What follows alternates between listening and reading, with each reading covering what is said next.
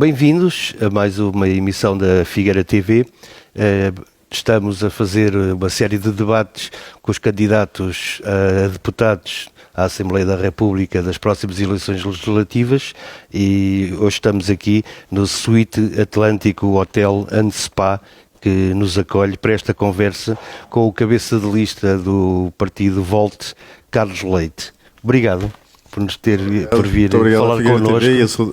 E a simpatia de toda a equipa também, que já demonstrou, e muito obrigado, claramente. Para começar, nada melhor, porque é um partido que se está a estrear nas eleições legislativas. O que é o Volt? Pois, é curioso, muita gente pergunta o que é o Volt. Eu que agora tenho andado aí... Não, eu podia, aqui havia muita forma agora de pegar no tema também. Eu só para dizer que podia já começar a dizer como é que foi a origem do Volt. O Volt surge como um movimento, não como um partido político, na Europa, em que há 3 jovens, um italiano, um alemão e uma francesa, que por curiosidade estavam nos Estados Unidos e que eram europeus e que sentiram que de facto a Europa estava um bocadinho a implodir quando se começou a falar no Brexit. E então surgiu como um movimento de jovens em toda a Europa, e é curioso, no centro da Europa, portanto nem sequer foi propriamente nos países circundantes, portanto periféricos, foi mesmo no centro da Europa, aqueles chamados países ricos da Europa, não é, que surgiu este movimento. E que rapidamente se espalhou por toda a Europa. Portanto, e neste momento diria que há partidos Volt em todos os países da Europa e mais alguns que a gente apanha também na Islândia. No Reino Unido continua a existir um partido Volt. E portanto, e depois existem city teams, isto é, cada cidade europeia tem também a sua delegação. Portanto, e são mais de 400 cidades europeias que têm essa delegação, incluindo agora em Coimbra. Nós temos uma distrital de Coimbra, temos uma distrital de Lisboa, portanto, em Portugal está espalhado por diversas distritais também. E portanto, a origem do Volt, e eu também sou recente, tenho um pouco mais de um ano nisto, não é? Inclusive, eu não sou propriamente a personalidade caracterizador do Volt, porque isto são jovens de 20 e poucos anos, portanto eu apareço porque estou ligado a projetos europeus, sempre a Europa sempre me disse alguma coisa, a minha Europa não é propriamente turismo, é trabalho. E eu conheço a Europa numa lógica de trabalho. E, portanto, o nome Volt aparece ligado à tentativa de encontrar um nome que fosse facilmente perceptível em todos os países europeus. Portanto, e encontraram este nome Volt, claro, que vem de voltagem, vem dessas situações, e, portanto, achou-se que era o nome correto. E, portanto, nós temos o Volt Portugal, que inicialmente foi um movimento e que depois se tornou um partido. E legalizado, e portanto foi necessário fazer esse processo de legalização, que ainda demorou quase um ano a fazer um processo de legalização, mas que hoje existe como partido e portanto cá estamos também e é curioso que agora, a propósito da pergunta que me fez, que o que é o Volt, porque agora que eu ando em campanha sinto essa pergunta todos os dias, não é? Todos os dias as pessoas me perguntam. Que dia estava em Vila Nova de Poiares, a meter mais uns cartazes, e aparece a polícia, tinha o carro um bocadinho mal estacionado, e aparece a polícia que me diz, venha cá, documentos e tal, aquela coisa normal, e depois pergunta, mas que é isto? O que é isto? Que é o Volt? Então tive ali a oportunidade de fazer ali uma espécie quase de campanha a 2 polícias da GNR, e que lhe expliquei um bocadinho que era isto, e pronto, e tivemos ali uma conversa a explicar de facto o que era este partido. Que havia esse partido. Não conheciam, a maior parte das pessoas não conhece e pergunta, e pronto, e há logo ali uma tentativa de explicar, e é isto, digamos, o Volt é um partido, digamos, que teve esta origem e tem uma lógica pan-europeia, porque existe em todos os países europeus, e ao mesmo tempo tem esta característica muito forte, que é um partido que luta pelo federalismo europeu, ok? Isto é o grande objetivo do Volt, que é de facto lutar pelo federalismo europeu, e ao mesmo tempo é um partido que tem este pilar do federalismo europeu, mas também mais 2 pilares, que é um partido pragmático e é um partido progressista. No sentido de ser um partido pragmático, o que é ser um partido pragmático? É que todas as nossas soluções são baseadas em evidências científicas. Nós queremos que as soluções para cada país, para cada local, sejam baseadas em evidências científicas. Para nós, a questão ideológica não é muito importante. Há bocadinho estava a explicar. Ser de esquerda, ser de esquerda ou ser de direita. Nós não somos de esquerda nem sou de direita, nem nós nos revemos nesta dicotomia. O mais importante é perceber que esta solução é aquela que corresponde à necessidade de uma localidade, de uma empresa e de um país, e de facto não interessa se ela vem originária da esquerda ou bem originária, se ela se aplica. Ok, então é essa que nós queremos. E, portanto, esta questão do pragmático vem por daí. A questão do progressista, eu já expliquei o que era pan-europeu, pragmático e progressista. A questão do progressista, eu diria que hoje em dia isto é uma condição quase para estar aqui na política, ser progressista. Ser progressista é não ser conservador, é ser moderno, ok? É ser futurista. Portanto, e ser futurista é assumir que a sociedade hoje, que está diferente daquela que era dos nossos passados recentes, não é? E que nós temos que assumir um conjunto de características que é uma cidade que precisa de integrar minorias, é uma cidade que olha de uma forma diferente para as questões ecológicas e ambientais, e que isto é extremamente importante, e é uma cidade que também tem que olhar para as novas tecnologias. Não faz sentido hoje pensar no mundo, e agora há poucas horas vindo daqui do Hospital Distrital da Figueira da Foz, e aquilo que efetivamente se falou foi sobre tecnologia médica. É curioso, não é? Portanto, esta questão das tecnologias é transversal e de facto é muito importante, e nós trazemos isso também como esta lógica progressista que nos está inerente, nomeadamente, por exemplo, também, há bocado estávamos a falar nas questões ambientais, e isto traz-nos logo às questões energéticas, não é? E nós aí fazemos uma diferenciação nas questões energéticas em relação a muitas outras opiniões. Nós aceitamos, por exemplo, que o nuclear possa ser introduzido, que causa logo aqui algum espanto a algumas pessoas. Nós aceitamos que os novos reatores... Está viva na Europa, essa discussão. Existe, e aceitamos que os novos reatores nucleares são provas de evidência científica. Hoje não estamos aqui a discutir coisas porque eu quero ou não quero, porque nós vivemos um passado e toda uma época recente que aquele símbolo amarelo do não nuclear não é? Isto é uma coisa que nos entra pelos olhos dentro, e que hoje eu converso com muitos jovens em Portugal e na Europa, porque agora mais uma vez só para dizer que este partido, sendo pan-europeu, é muito fácil a gente falar com outros partidos europeus, e estamos rapidamente a falar com as redes sociais, facilmente a falar com o alemão, com o belga, com o francês, com o italiano. É só a gente clicar e estar a falar com eles numa rede que foi construída por este partido. E, portanto, esta questão do nuclear tem sido muito discutida, e a maioria dos jovens, que é curioso, são pró-nuclear, tendo em conta o que nós conhecemos hoje da realidade das tecnologias nucleares. Portanto, que são mais seguras, a questão dos resíduos não se põe como se colocava antes, e portanto, isso também faz uma certa diferença em relação àquilo que é este partido. Não sei se consegui explicar, mas vou ter aqui uma panorâmica um bocadinho exato, de tudo o que... Descendo aqui para o círculo eleitoral, o Distrito de Coimbra é cabeça de lista, o que faz e como é que é composta a lista? Eu sou economista, sou natural e residente em Coimbra. E quando nós falamos em natural e residente em Coimbra, isto é tão pequena região, não é? Também não é assim tão grande, isto são 17 concelhos. Ainda que acima da região de Coimbra tenha 19, porque foi buscar 2 concelhos, um a Aveiro e outro a Viseu. E, portanto, é uma região, eu já percorri toda, já a conheci antes, e só para dizer, eu sou economista, tenho uma visão da região profissional, porque eu trabalho com empresas, trabalho de facto com instituições do terceiro setor, e portanto aqui na Figueira e de facto em outros concelhos, e tenho uma visão também europeia, porque o meu trabalho também com projetos europeus tem permitido... Tem que ir muitas vezes a Bruxelas, não é? É curioso, não é assim tantas vezes a Bruxelas, não. Nós temos parceiros, nos projetos europeus é obrigatório ter sempre parceiros internacionais. Não há nenhum projeto europeu que não tenha pelo menos 3 países, no mínimo. Já tive projeto em que trabalham com 11 países, por exemplo. E então, quando nós temos que ir lá fazer reuniões, não é? Um projeto normalmente são 2 anos, e quando nós temos que ir fazer reuniões, vamos conhecer não a parte turística, mas de facto as pessoas, as instituições, não é? E trabalharem, e isso tem-me dado uma enorme satisfação e até informação e soluções diferentes daquelas que nós muitas vezes podemos imaginar, porque este partido, uma das coisas que tem é também, procura e acha que é importante que as boas práticas que existem em outros países europeus possam ser trazidas para, até nós. Ou então, também, ao contrário, também podemos exportar boas práticas daqui para... E coisa é relativamente fácil. Portanto, e isto é um grande trabalho que nós defendemos também. Perguntavam para cá. Pronto. Eu sou economista, sou residente aqui e, portanto, tenho esta visão também da região e da Europa. Para cá.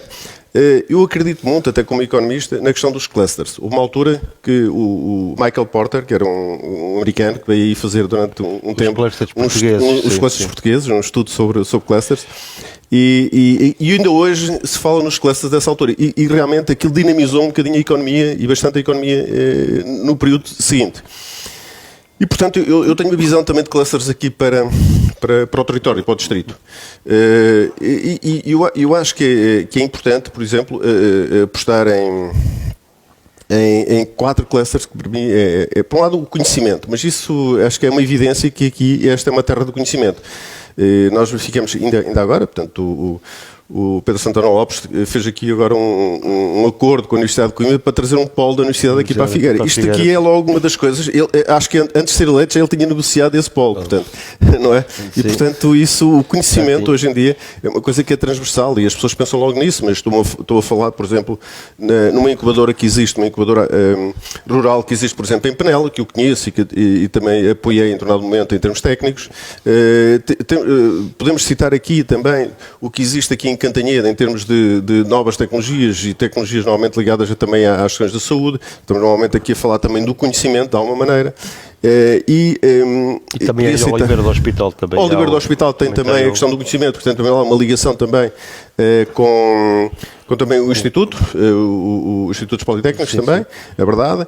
E portanto temos aqui uma boa representação do conhecimento, não é uma questão só teórica de olhar para a região e para Coimbra e dizer que isto é uma terra de conhecimento, não, é verdade, isto transmite-se.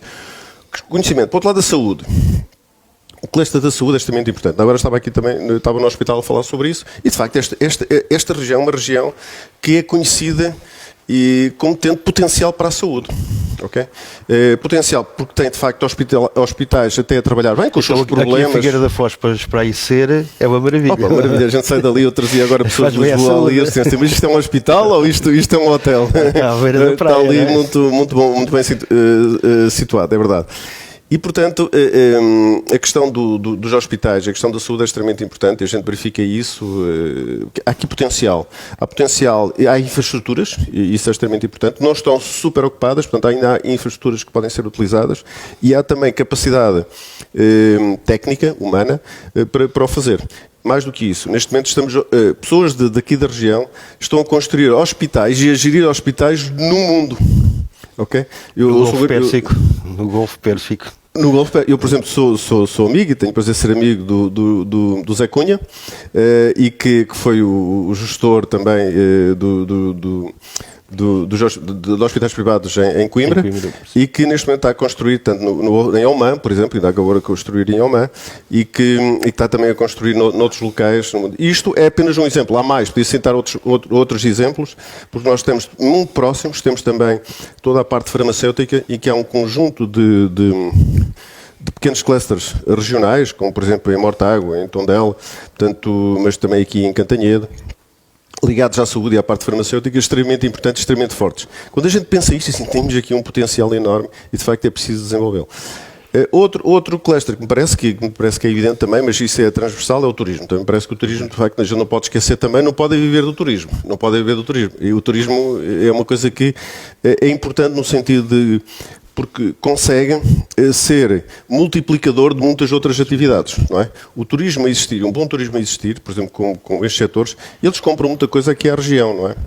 Todos os níveis, restaurantes, hotéis, tudo isto são potenciais clientes de produtores aqui da região e puxa muito pelo turismo também. Por fim, só para dizer também que a questão da ecologia continua a ser extremamente transversal. É uma outra classe que me parece importante e que é transversal. Isso faz parte da qualidade de vida das pessoas, não é? Portanto, mais uma vez, outra vez que tenho esta ideia na cabeça que tinha acabado de vir ali do hospital e estava-me a dizer que é tão importante o tratamento físico como o tratamento mental, não é?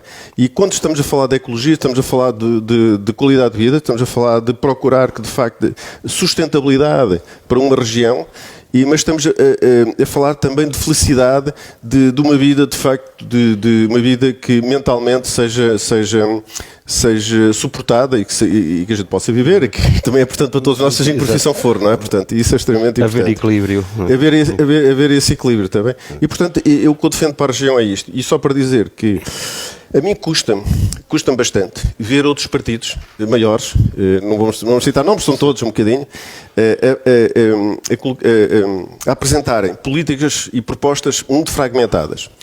Porque eu quero desenvolver o campo, uma infraestrutura, não sei, num determinado sítio, quero resolver a questão da mobilidade, aqui ou ali, quero resolver não sei quanto. São propostas muito fragmentadas, para mim, na minha opinião.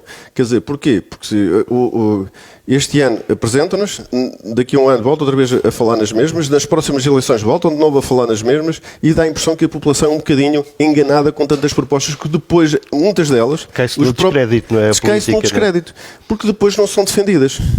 A política não basta só, não pode ser só em eleições, não é? Um partido não pode só procurar fazer propostas em eleições. O partido deve estar ativo permanentemente e não esperar só por eleições para fazer as propostas.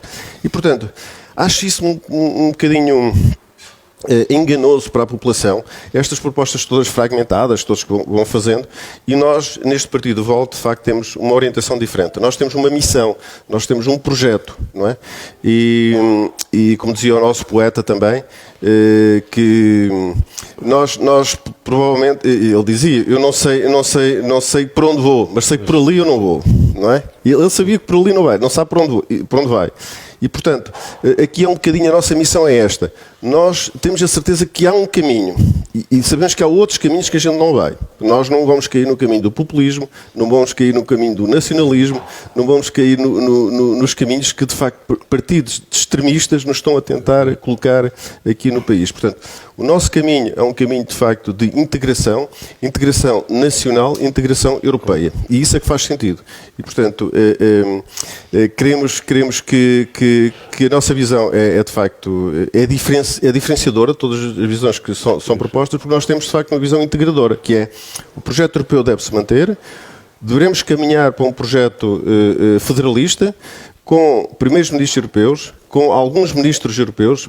Viu-se agora aqui no caso da pandemia a necessidade que houve de fazer uma conjugação europeia. E compra conjunta de e que só assim é que foi possível fazer e tratar, ainda que as coisas não corram sempre de forma ótima, mas foi a melhor forma, foi uma conjugação europeia, só assim conseguimos ter propostas de vacinas e propostas de vacinas a um preço aceitável para os países e conseguir que isto, ainda assim, que seja um combate digamos, forte em relação ao problema que estamos a viver do Covid, não é? Mas existem outras coordenações europeias que serão necessárias. Nós precisamos de um ministro, por exemplo, das Finanças, europeu, que fizesse uma harmonização fiscal, por exemplo, para todos os países. Para nós fazia todo o sentido, não é? Não faz sentido nenhum que exista uma Holanda que leve para lá empresas portuguesas só porque lá paga-se menos impostos para as empresas, não é? Não faz sentido, não é? Umas caminham para lá. Ou Luxemburgo. E já para não falar dos países fiscais, portanto, nós também...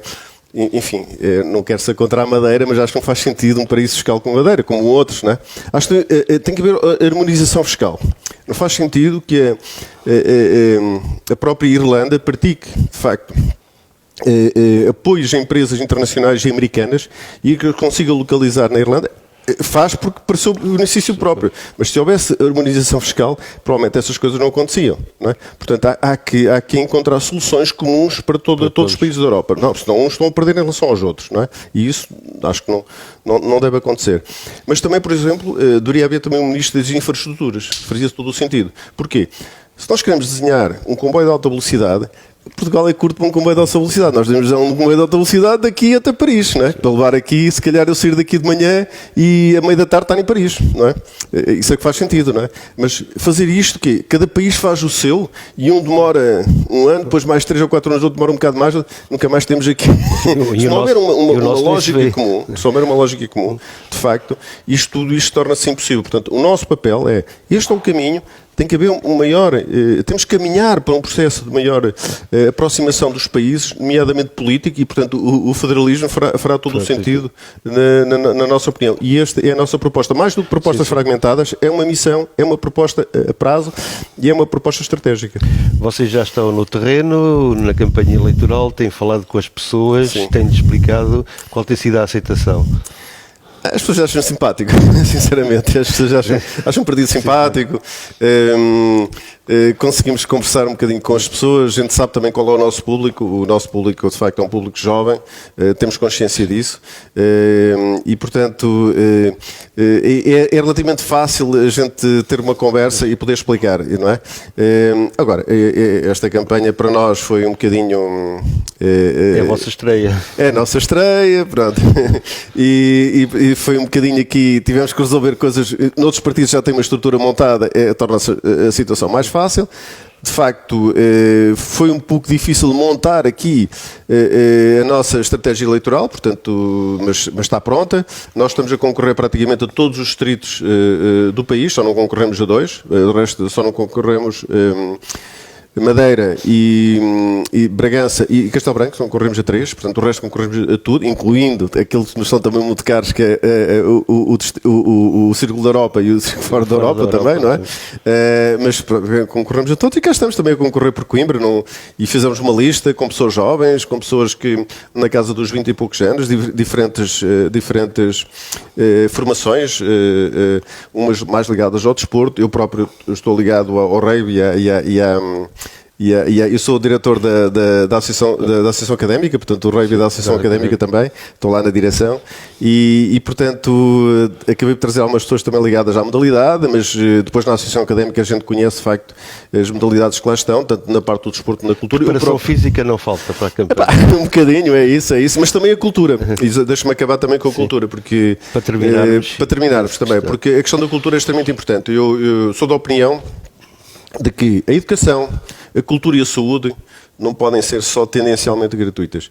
A educação, a cultura e a saúde devem ser gratuitas, claramente. E faço questão de colocar aqui a cultura, porque é isso também que nos torna também fortes mentalmente.